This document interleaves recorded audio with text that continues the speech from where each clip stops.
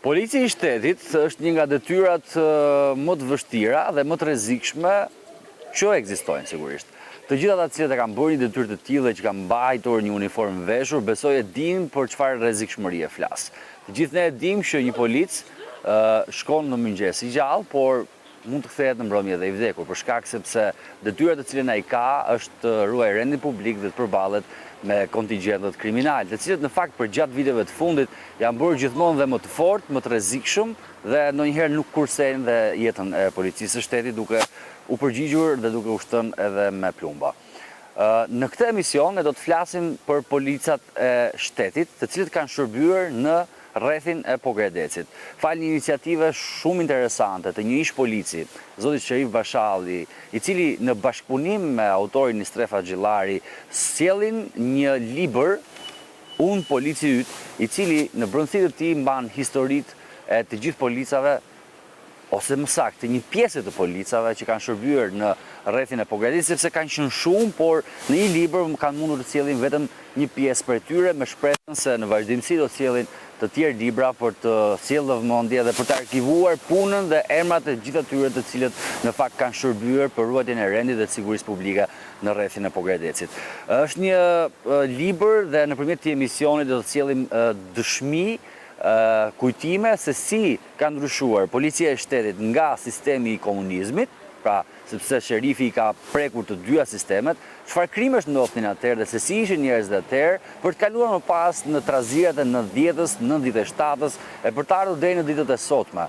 dhe si ka ndryshuar krimi dhe se si është forcuar ai, dhe mbi gjitha me këtë ndryshim të krimit, sollën edhe vrasjet e policëve, të cilët sot janë dëshmorë të atë dheu. Dy intervista shumë interesante rreth një libri, i cili po ashtu është aq shumë interesant dhe aq i ndjer për ata të cilët realisht kanë dhënë shumë për vendin dhe për rendin edhe sigurinë publike mbi të gjitha. Kështu që na ndiqni sepse pas pak do t'i sjellim të dy intervistat. Sherif Bashalli dhe Istref Axhillari janë bërë bashkë për të sjellë në vëmendje figura të ndryshme të policëve që kanë shërbyer në Pogradec, nisur nga fakti se Pogradecit i mungonin materiale të tilla apo dokumenta që lidhen me historikun e policisë dhe vetë policëve, sidomos të atyre që kanë punuar në të dyja sistemet, atë të komunizmit dhe ardhjen e demokracisë.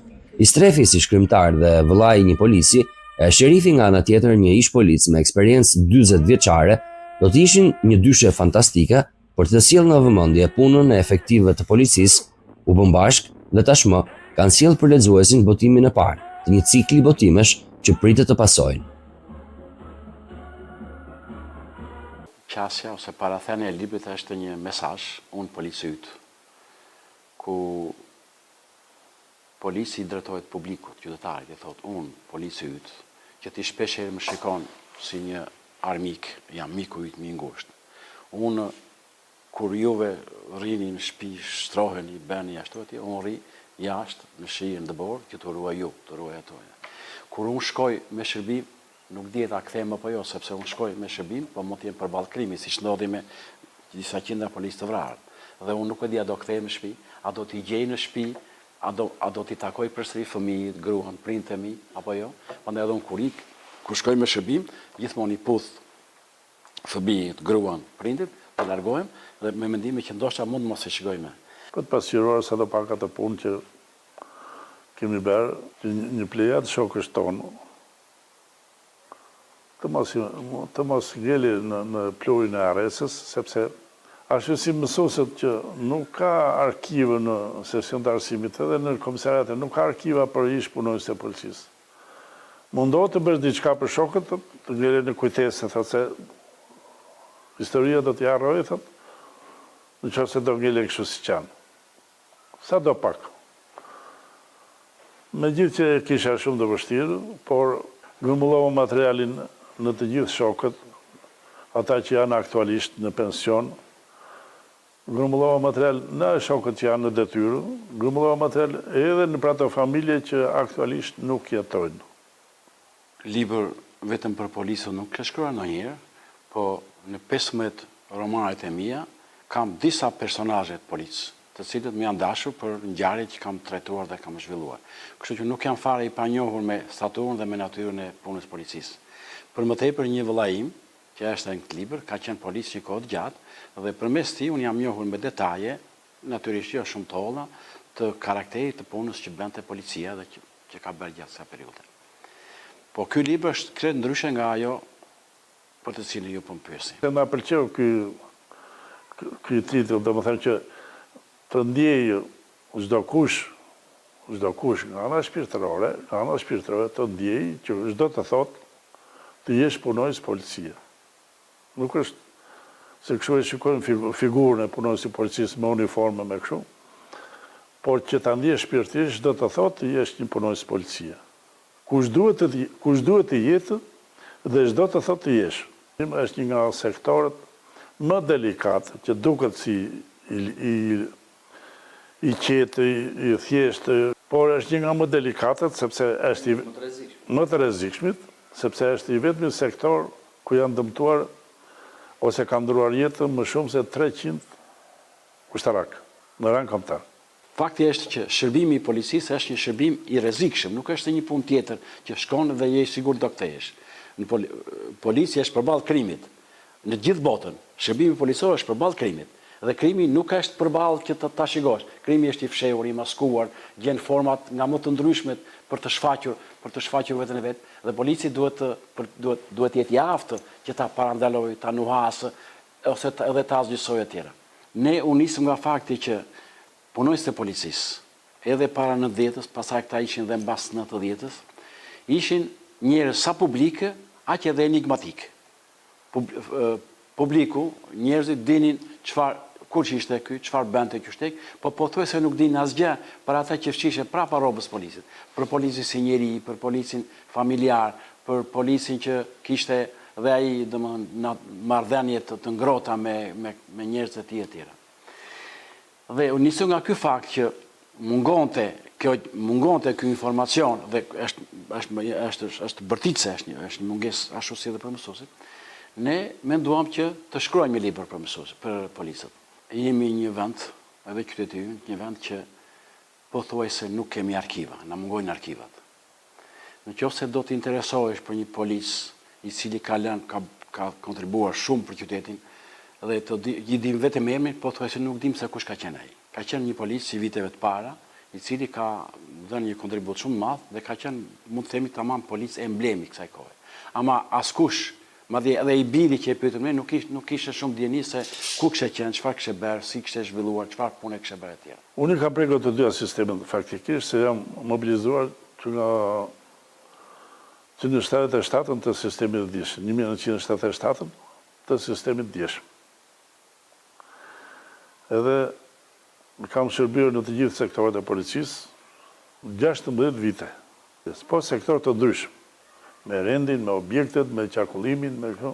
Sherifi në vite ka shkruar edhe vargje, dhe unë jam njohur me to dhe nuk janë vargje relativisht jo të këqija, nuk më themi se është një poet i kalibrit, po është një njeri që ka ndjesi. Për gjitha këto arsye, unë e kam përzgjedhur unë, jo sherifi mua, e përzgjedhur sherifi dhe i thash që ti ke njohje, aq më tepër që sherifi kishte një karrierë të gjatë në polici, atëherë dhe tani etj, dhe ke njohje të këtij brezit policëve.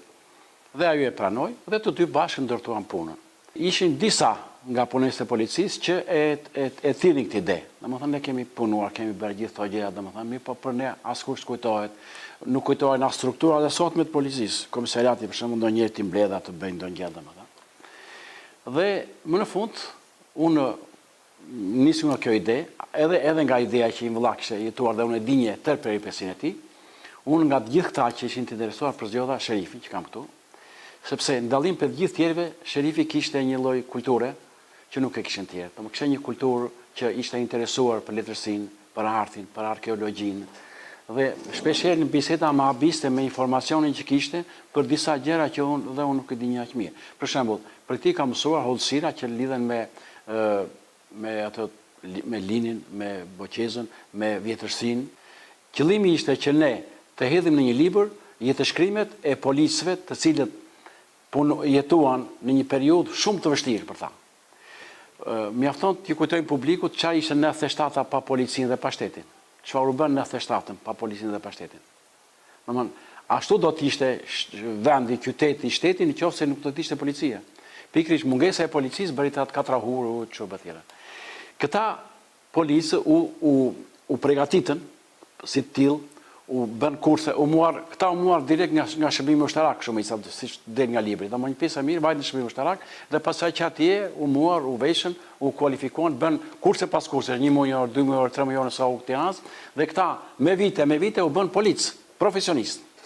Dhe pikërisht kur këta ishin policë profesionistë për cilën qeveria, shteti, ku do di unë, publiku kishte shumë nevojë, prish atëherë një pjesë të madhe aty dhe politika i nxorin rrugë.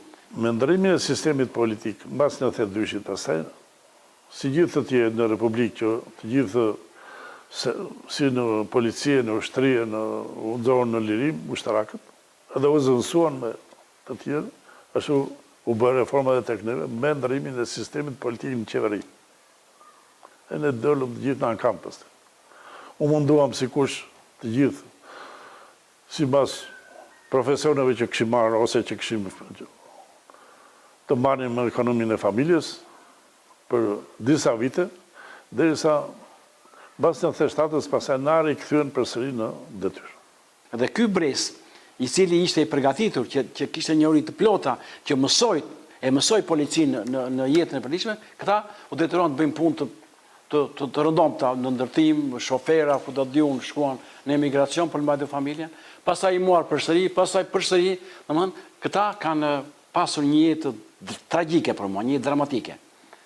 Dhe të gjithë këta pa përjashtim, nuk përjashtim ka qenë njerëz me background shumë të madh, kanë qenë njerëz me shpirt, njerëz që kanë patur familje shumë të mira, që janë përpjekur që t'i mbajnë këto familje, që kanë rritur fëmijë, kanë shkolluar etj. Pra, ky është brezi i policëve që ne e kemi përjetësuar në këtë libër. Mbas me ndryshimin e sistemit investicion u bë pothuajse e jashtëzakonshme, sepse politika ndërhyi në profesion. Prandaj ndodhen u bë e jashtëzakonshme. Politika ndërhyi në profesion. Në qoftë se ne kishim një periudhë për 30-40 vjetësh, zbatojmë ligjet e atij sistemi, ne donim që të ndryshohet ligjshmëria, se natyrisht do të ndryshohej sepse ndryshoi edhe sistemi politik. Po jo të ndryshonin njerëzit. Ne kishim eksperiencë. Ne kishim nevojë që të pajiseshim me ligjet e reja, po jo të ikim neve të vinë njerëz direkt as arsim profesional, as njerëz profesionist.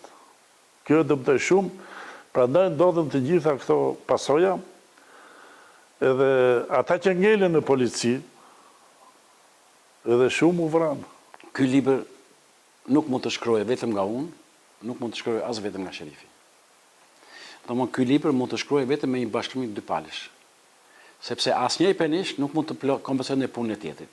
Unë nuk isha në gjendje që të mblidhja të dhënat e nevojshme për të shkruar për këtë policë, dhe këtë e bëri sherifi, dhe dua publikisht ta them që ka bërë një punë shumë të mirë, një punë të jashtëzakonshme, ditë e natë, që mtoi, që mori dhënat i mblodhi etj. Dhe pastaj mbas kësaj fillonte puna ime. Puna ime është një punë, të themi më shumë letrare, është një punë, unë jam përpjekur që jetë shkrimet e policëve ti pasqyroj në një mënyrë sa më të kulturuar, në një mënyrë tillë që të lexohen nga njerëzit, të mos kenë gabime, të jenë të rregullta etj. Dhe më kjo është ajo që kemi bërë. Këta janë policë që fillojnë që nga viti 45, një pjesë, 46 siç është ky që përmenda pak e Saçollaku, dhe pastaj me radhë deri në vitin 90. Dhe një pjesë e tyre duan në pension dhe nuk ishin më, një pjesë pastaj vazhduan të punojnë edhe mbas vitit 90. Domethënë, në vitin 90 ata ishin rreth 30-40 vjeç, kur u ndryshua sistemi, dhe pastaj politika e prishi rregullin, domethënë që të kujdesej që këta njerëz t'i mbante, sepse këta mbanin shtetin e regjimin, jo që këta vuajnë të tjerë dhe u krijua ajo që u krijua. Pra është një brez policës që kanë punuar dhe atëherë edhe tani. Tashi pjesa më e madhe e tyre janë pension. Policia e shtetit nuk ka qenë kurrë më parë në situatën që është sot, edhe pse më e modernizuar, ky sektor ka boshllëqe dhe problemet e veta, por në sistemin komunist nuk kishte pajisjet, mjetet dhe metodat e sotme. Në fakt, ata që kanë jetuar dykohësin thonë se në komunizëm, policia kishte jo vetëm më shumë autoritet, kishte më pak vrasje, por edhe zbulimi i ngjarjeve kriminale bëhej në kohë rekord. Ndërsa me ardhin e demokracisë, jo vetëm që policia ndryshoi, por puna u bë edhe më e rrezikshme. Kriminaliteti u rrit, vrasjet po ashtu siç ka pasur edhe me qindra policë të rëndë dëshmor. Sot, Policia nuk e ka më autoritetin që zotronte në komunizëm. Para 90-s, ai ishte sistemi politik, ishte piramide dhe shkoj dhe Mosart e Korë, sistemi politik, para 90-s. Po në drejtim të organizimit shtetëror ishte i përsosur. Para 90-s, autoriteti i policit ishte shumë i madh. Krimi nuk ishte këto përmasa, ashtu për shembull në atë kohë nuk ishte armë, s'pesh e fjalë për armë e tjera. Krimi nuk ishte në këto përmasa dhe polici ishte me një autoritet shumë madh. Mjafton të do të sjell një shembull nga ato. Ka qenë një Sali Balliu, një policë i cili punoi i plot fuqishëm, që thoshën, do punoi si policist i një lokaliteti që gjithë fshatrat, vetëm një polic mbante, thoshë njerëzit në zap të gjitha fshatrat. Domethënë në qoftë se në një fshat diku ndodhte gjë, ky ishte në gjendje ta zbulonte sa kush e bëri.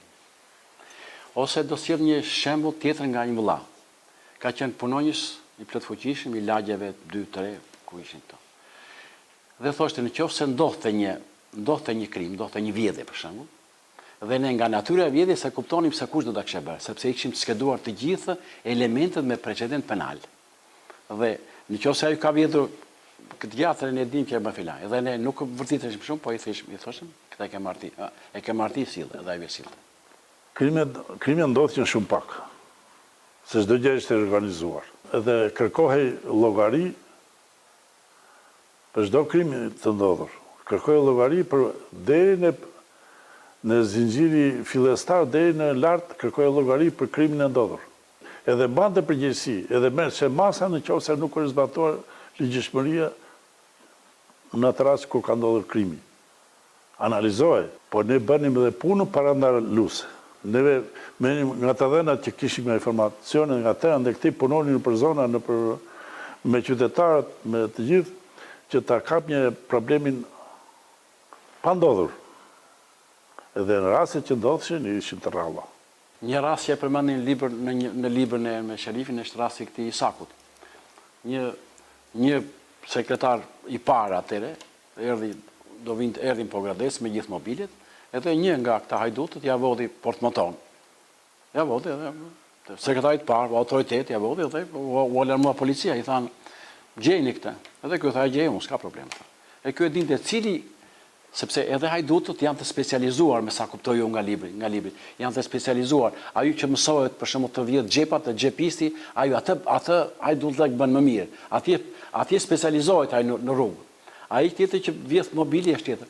Dhe sa po e mori vesh që ishte mobilje kështu, e gjeti, tha hajde këtu, ti e ke marrë, po sjellë me të mirë, se për ndërsa këtë pasojë edhe ai brenda natës erdhi ja çoi në shtëpi aty. Kishte edhe atë, kishte vjedhje, kishte edhe vrasjet ishin shumë të rralla.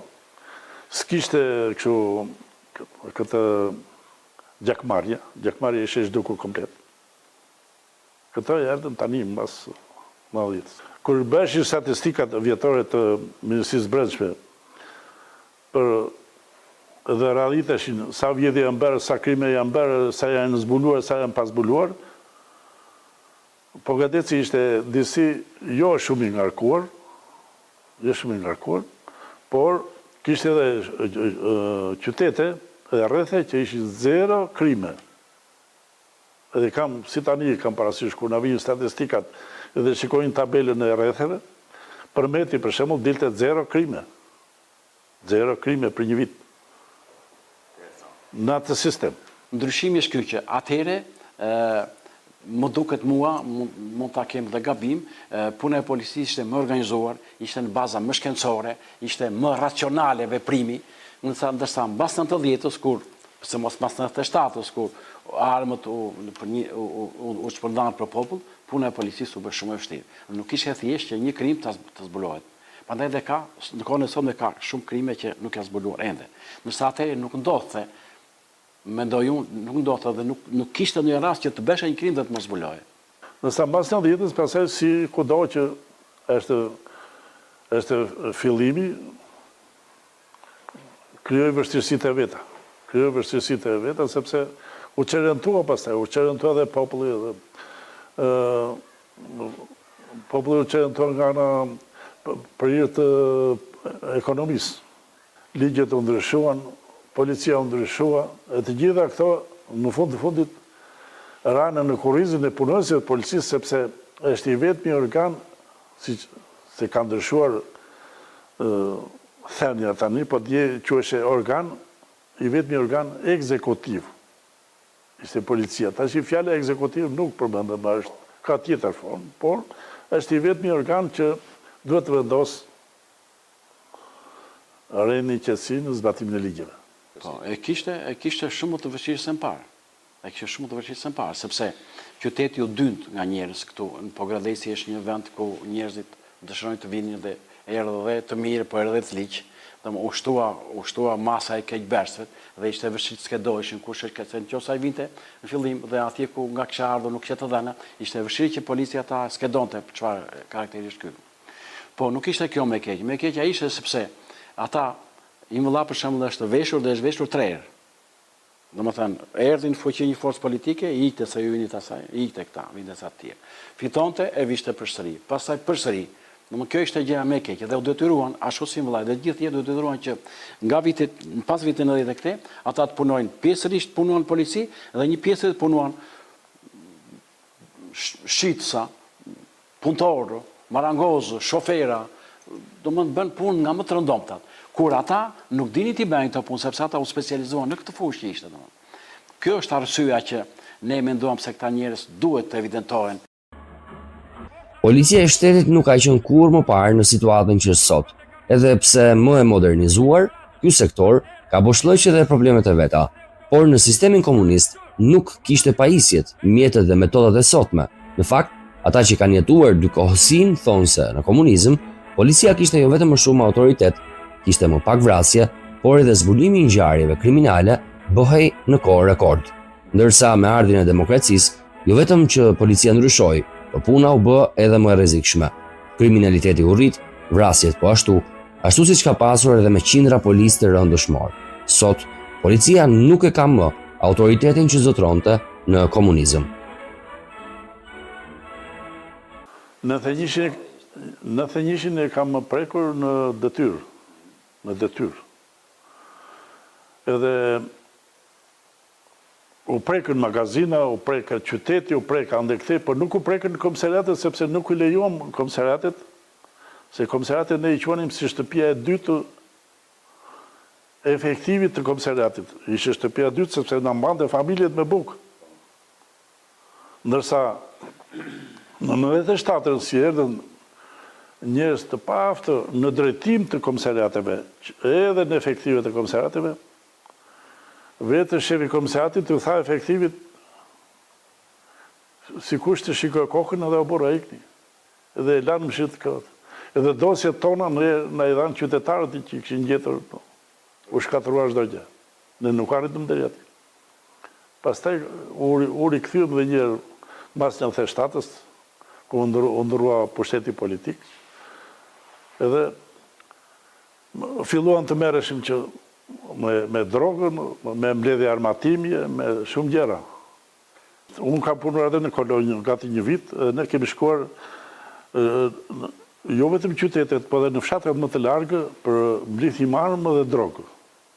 Mblidhim armë dhe drogë, jashtëzakonisht. Po të dish, ne ishim zanaqin të vjetër në marrëdhënie me njerëzit kishim eksperiencë. Edhe po të dish të bisedosh me popullin, asnjëherë nuk ndodh e keqja. U ndodhen aq shumë sa unë ditë të paktën në kolonjë, ne i mblidhim ishin arat me drogë, i gjetëm neve. Po njerëzit nuk e dinin çfarë mbjellin në këtë? Jo, e dinin shumë mirë. Arat me drogë ishin si arat me misër. Edhe ne e grumbullonim në komisariate, jeshil si qishte, edhe i vinin zjarin se nuk s'kishim çfarë të bënim, s'kishim kurrë. Armët ishin pa llogari se sa i mblidhim, po grumbullonin vazhdimisht. Ajo që do të lexoj këtë libër do të mësojë se kush janë këta njerëz. Do të shikojnë këto figura që i kanë njohur dikur, figura të dashura. Policë të cilët për çdo gjë i thoshim, më ka ndodhur kjo, më ka ndodhur ajo dhe këta vinin dhe i gjenin. Do të thonë. Edhe ata njerëz do të kuptojnë se ky njeri nuk është vetëm thjesht ai polici që ka bërë ty, po është ky që ka një familje, ka bërë këtë, ka qenë këtu, ka bërë. Domethënë do të njihen me jetëshkrimin e këtyre policëve. Dhe afërsisht jetëshkrimet e tyre ngjajnë midis tyre domethënë, po jo si një tjetër.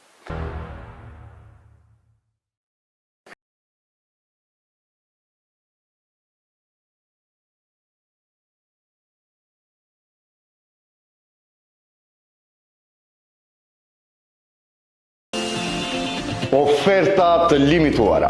Përfitoni 50% ulje për çdo produkt. Përpara meje kam kondicionerin 24.000 BTU me klasë energjie A3+ në ngrohje dhe ftohje. I vetmi në tregun shqiptar. Prodhimi vitit 2024. E përfitoni nga 1.800 euro në 900 euro. Dhe garanci 7 vite nga Eco Concept. Blini zgjuar dhe kurseni për xhepin tuaj. Në këtë libër janë 75 personazhe policës, të cilët kanë kontribuar me punën e tyre në rrethin e Pogradecit. Pas pak me sherifin do të përmendim një pjesë të tyre, sepse ishte pamundur që të 75 ti sillnin në këtë emision, por një pjesë të tyre do t'i sjellim duke i përmendur sherifi. Më bëri përshtypje shumë fakti që këtu ka qenë i drejtues policie Isuf Çollaku, i cili është po ashtu si unë nga Rajca dhe ka shërbyer në Pogradec. Dhe nga ana tjetër ka arritur të lërë gjurmë shumë të forta në mënyrën se si ka drejtuar dhe ka zbuluar krimet e Pogradecit. Këto dhe disa personazhe të tjera na i tregon sherifi. Gjithsesi janë rreth 300 policë të vrarë mbas 90-s, po në rrethin tonë është vetëm një, Lulzim Solollari, i cili ishte ushtar polic, dhe në trazijat e vitit 92, në moshën 20 vjeçare, në moshën 20 vjeçare u vra nga krimi edhe u shpall dëshmor. Është dëshmor i parë i policisë pas viteve 90. Është nga Lini, dhe ne kemi shkruar për ta, dhe madje kemi vënë është i pari në libër. Ne kemi ndjekur rrjedhin kronologjik për t'i shkruar këta, po këtu kemi bërë përjashtim sepse ky është i vetmi policë dëshmor i rrethit Pogradecit dhe kemi vënë të parin, 20 vjeç dha jetën për në shërbim të policisë. Lulzim Solollari e kam bashkëfshatar, sepse unë vetë ande jam. Ishte djalë i ri, në moshën në 20 vjeç, mobilizohet ushtari i shërbimit detyrueshëm në repartin e ndrojës shpejt në Tiranë. Edhe atje filloi përgatitjen. Rreth 7 muaj ndodhen trazirat e shkollës së bashkuar mbas shembjes së bustit të diktatorit. Në trazirat e shkollës së bashkuar, këta u dërguan me shërbim atje për të vendosur rendin. Në përpjekje e sipër me elementit keqbërës armik që e kundërshtarët atje, kishte folur që mos qëlloni sepse jemi njerëzit tuaj, jemi bashkë. Kërkisht në momenti që kishte folur, dora e zezë e qëlloj. I mori jetën. Në moshën 20 vjeçare, me 7 muaj shërbim ushtarak i detyrueshëm, ai dha jetën. Edhe e shpallë dëshmoria Deut, edhe rrugën përballë komisariatit ka marrë emrin e këtij, me vendim të bashkisë së qytetit. Shteti gjithmonë u ngelet borxh punësve të policisë. Gjithmonë u ngelet borxh. Sepse një njeri i cili del dhe është përballë rrezikut, përballë krimit, përballë mundësisë që të plagoset, që të goditet, të fyet, të ofendohet, ai njeri domethënë duhet vlerësoj shumë. Unë nuk e di se si është përvoja për botë, po di për shembull që paga e policëve dhe sigurimi i tyre është shumë i madh se sa tek ne. Arben Baraku është kolegu im, ish kolegu im, me origjinë nga Mokra, ka patur edhe baban ushtarak Kufiri, ka qenë në familje ushtarakësh, me 101 peripecira të vojtura të sistemit të ndjeshëm, vështirësi që të rojë Kufirin ndjesisht e kollaj. Po njerëzit donin klikën gjithë. Po njerëzit donin, po pakënaqësia ishte, po lloji sistemit ishte, po fukarallëku ishte në kulmit, po ishin detyruar të zbatojnë ligjet e kohës. Pastaj, pas 90-s vazhdojmë bashkë kemi punuar në qarkullim, dhe aktualisht është në Amerikë, sepse i doli lotaria dhe u largua familjesht. Five Lillari, po thuaj se jemi ortakë, kolegë në shërbimet e policisë, ai ka ardhur një vit para meje nga Donica e Pogadecit. Është aftësuar shumë, dha një kontribut të çmuar me repartin e policisë, me sektorin e qarkullimit, ishte shumë i aftë. Njëkohësisht edhe ka dhënë një kontribut edhe në përgatitjen e elementit të ri kur vinte, qoftë në repartin e policisë, qoftë edhe në qarkullim. Ishte i aftë për t'i lënë detyrën, për t'i përgatitur për mëtutje. Ata për njëri është djalë që ka ardhur në organet e policisë mbas viteve tani në vitet e demokracisë, ka mbaruar shkolla për oficer, por për arsye të shkurtim organikash, kaloi në sektorin e policisë, aktualisht është me lotarinë amerikane në Amerikë. Adil Ismaili ka ardhur nga Skapari me shkollën e policisë 4 vjeçare që të sistemit ndjeshëm. Ka ardhur direkt komandant e repartit në Pogadec. Edhe ka dhënë një kontribut të jashtëzakonshëm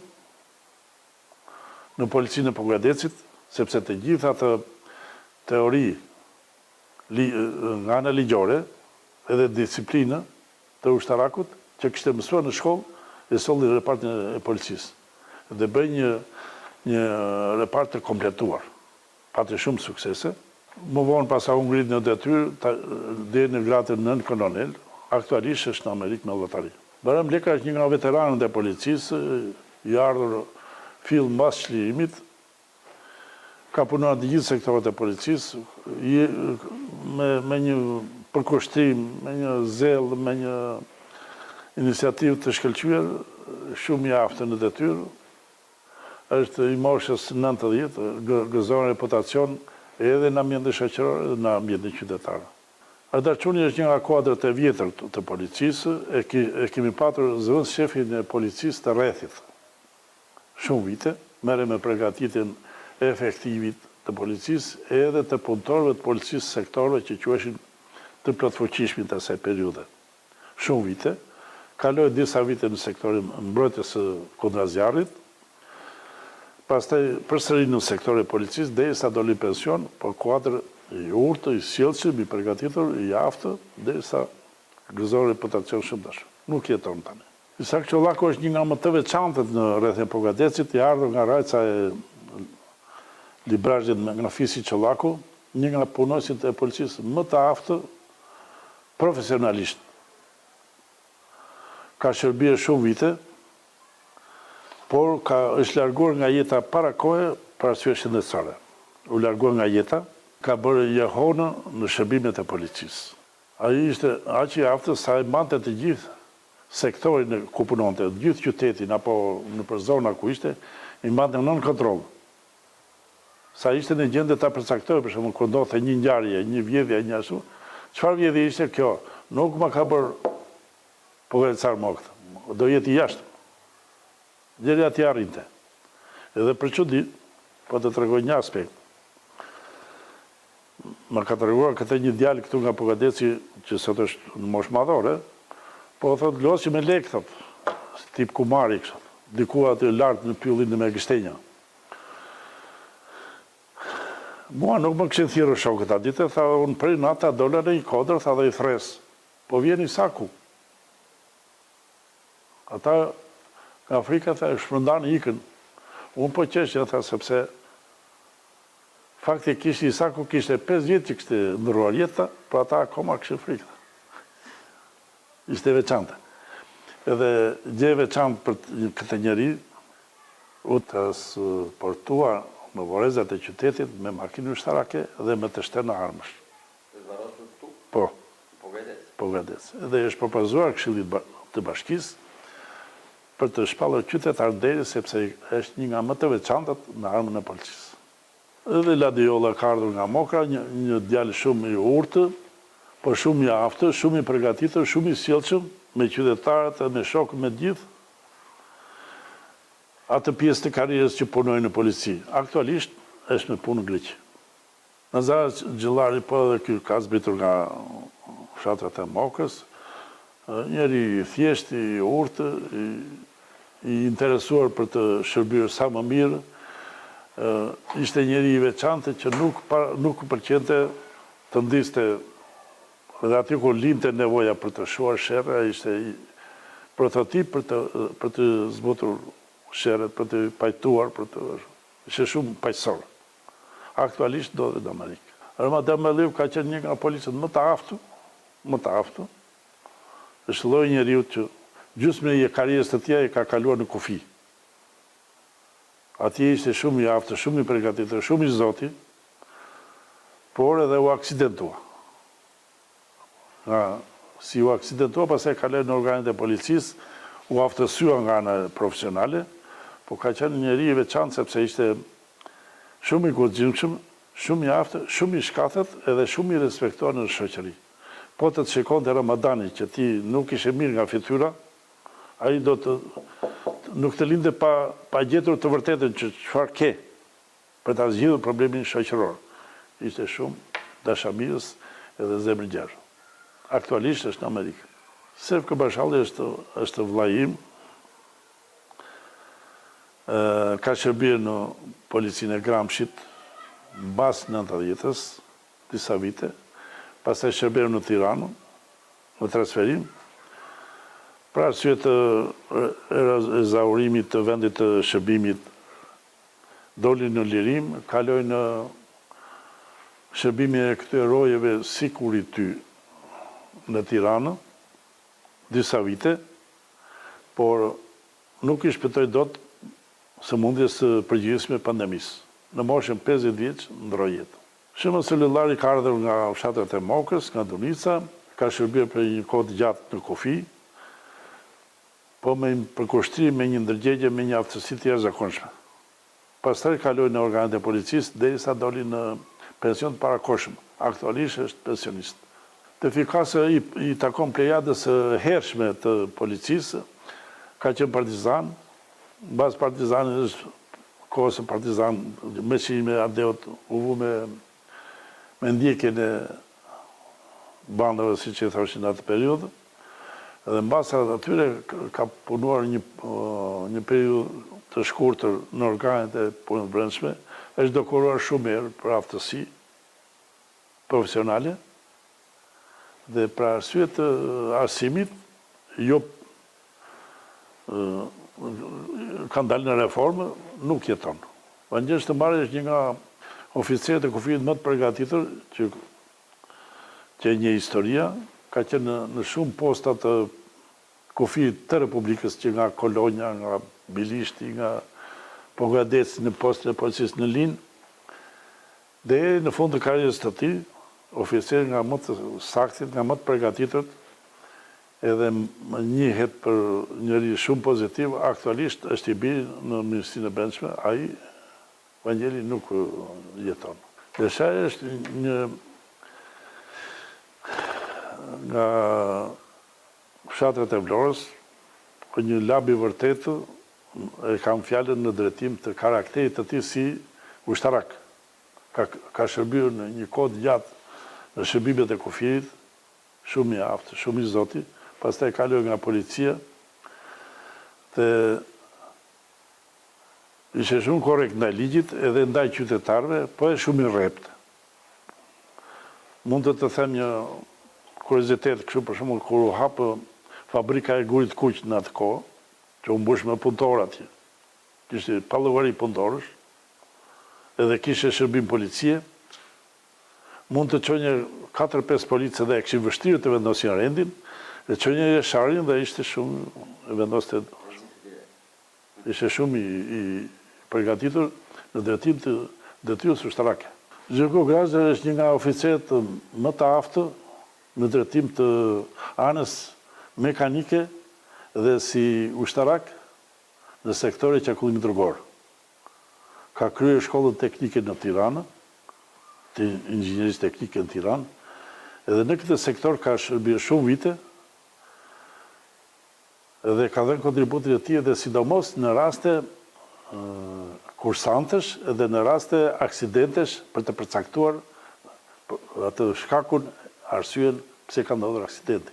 Ishte shumë i aftë, shumë i saktë dhe shumë i drejtë, pavarësisht se kujt i takonte. Këtu ka qenë jashtëzakonshëm, sa dhe në raste ku kishte ankesa që vinin, që s'ishin dakord, bënin ankesa edhe në më lart, përfundimisht ngelej mendimi i Gjivkës se ishte shumë profesionalist nga ana e detyrës, shumë i aftë.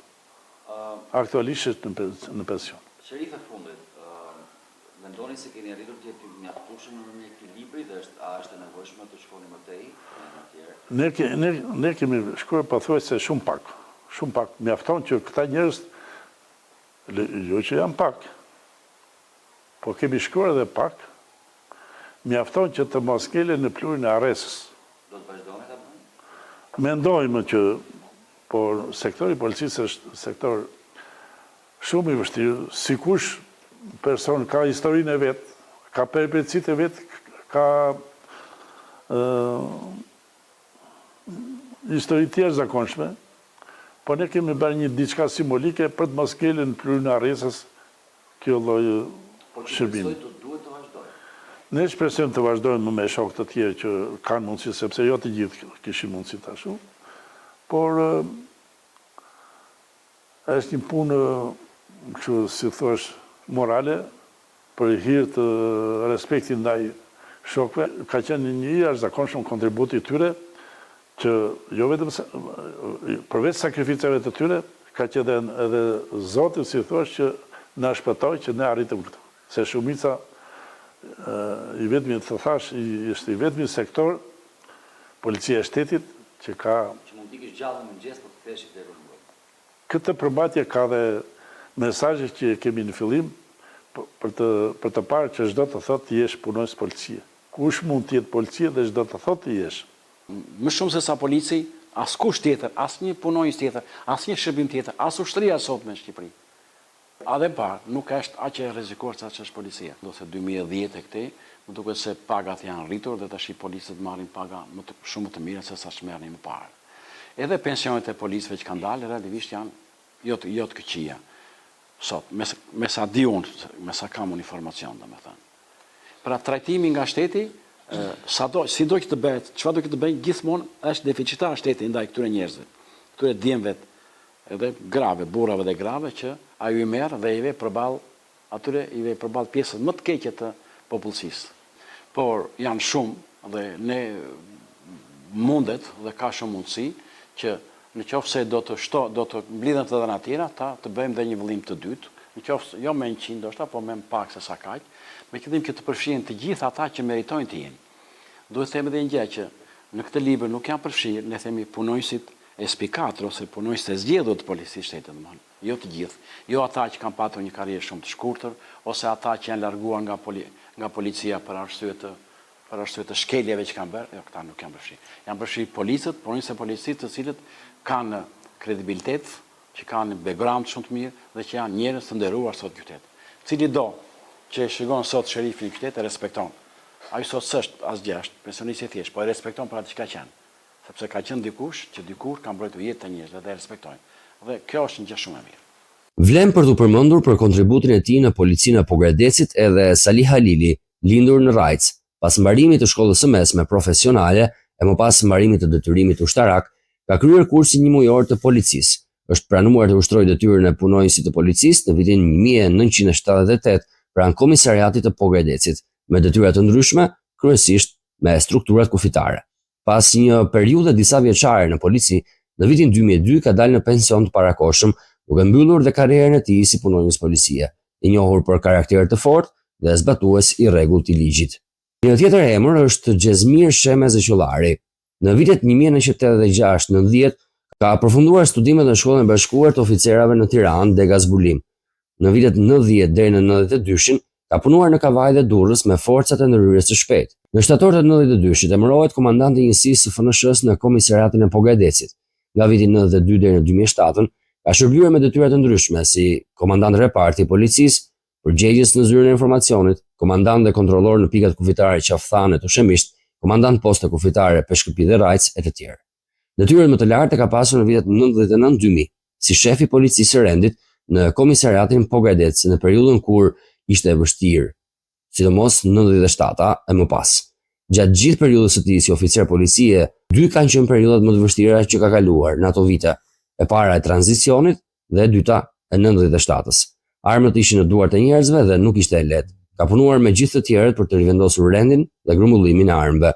Tani jeton në SBA që nga viti 2008 së bashku me familjen, bashkëshorten dhe dy fëmijët e tij binjak, djalë dhe vajzë. Kur ju rehatoni në shtëpi, unë me uniformë dhe revolver në brez, rri në gatishmëri t'ju siguroj gjumin e qetë. Ftohtë, shi, bore, akull, qëndroj në krye të detyrës, ndonjëherë edhe pa ngrënë e papir. Çdo mëngjes, përqafoj gruan dhe fëmijët, dhuroj puthjen që ndoshta mund të jetë e fundit. Qytetarët e mi janë të shenjtë, edhe pse shpesh më shohin vëngër, nëse i qortoj apo i gjobis kur shkelin ligjet. Mos më shihni të tjetërsuar brenda uniformës. Jam si ju, njëri prej jush, e për më tepër kujdesem për jetën tuaj. Qëllon të ballafaqohem me revolta, madje ndonjëherë me breshëri plumbash. Nëse dëshironi të respektoni sakrificat e mia, më dhuroni lule për së gjalli. Mos prisni që një ditë të më ambuloni varrin me kurora. Në shërbim harroj se jam prind, burri një gruaje, vëllai një motre, që më presin me ankth t'ju shkoj në shtëpi. Çdo natë harroj se jam biri një babai e një nëne që më rriten qysh fëmijë dhe më kanë dritën e syrit. Asnjëherë nuk ngopem me ta. Nisem për në punë, kthehem, u marr erë, lu Zotin të kujdeset për ta. Nëse nuk do të vi më në shtëpi. Sa darka janë ftohur në tavolinë, sa dreka familjare mbeten përgjysmë, ku shteti më thret t'i shërbej publikut. Hezitoj të bërtas fëmijëve që bëjnë prapësi, them me vete se nesër mund të mos i shoh dhe do të mbetet tërë jetën hija e babait të ashpër. Gjithmonë i përmalluar, vetëm të siguroj qytetarët e mi. Mos më quani pandjenja, kur vrentem në detyrë jam prej mishi e gjaku, sikurse ju. Të mos i lëm nënat të lotojnë dhe gratë të kalojnë jetën në zi. Të mos i lëm fëmijët jetim. Le të jemi bashkë për të mirën tuaj. Unë, polici yt. Ky ishte story i kësaj radhe me Unë polici yt, një libër shumë interesant i sjell nga një ish polic dhe nga një autor, të cilët kanë sjell figurat më interesante të policisë së shtetit që kanë shërbyer në rrethin e Pogradecit. A ka më? Sigurisht. A ka më shumë për të treguar? Sigurisht që po. A duhen vlerësuar më shumë figura të tilla? Patjetër që po, por besoj që koha dhe vazhdimësia do të sjellë të tjera gjëra të bukura. Faleminderit që qëndruat me ne edhe këtë herë. Bashkë mirupafshim.